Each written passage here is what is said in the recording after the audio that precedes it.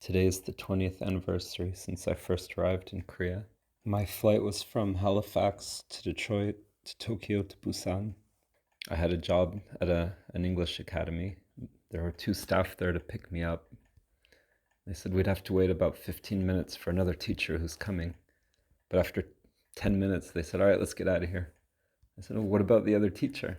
Oh, it's okay. Let's go. So we drive all the way to Daegu, a bit more than an hour from the airport.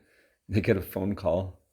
I can't understand a word of Korean, but they don't sound happy. So we do a U-turn, drive all the way back to the airport. We get there. It's totally dark. The gate's closed. They talk to the old man, the old security guard at the gate, hand over a handful of cash, and the gate opens. We pull up to the front of the airport. Everything's just dark and deserted. One figure comes out of the shadows, and it's the other teacher who's been there waiting for 2 hours. So he gets in the car. We chat. We have a lot of things in common. We end up working at the same place for about a month together, and he eventually becomes my best friend in Korea. I don't really remember what my expectations were. I didn't have a lot of expectations. I was eager to see old traditional houses and stuff like that. I remember thinking how big Daegu was. I kept asking if we were downtown. They kept telling me no.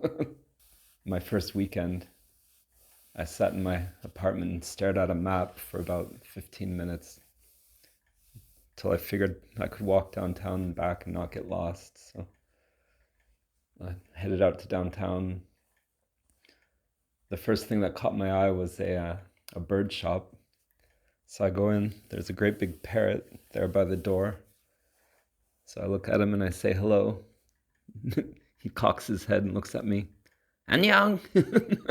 I kind of jumped. I don't know why I expected him to speak English. It was kind of funny though. It's kind of my first culture shock moment. I knew I was in Korea. Definitely wasn't always easy. A lot of learning to do. I remember my first year, I think I offended a lot of people without even being aware of it at all. It was easier to ignore me than to explain to me how rude I was. But eventually I started to catch on. And there have been quite a few adventures that followed. Aside from a few years back in Canada, I'm still here.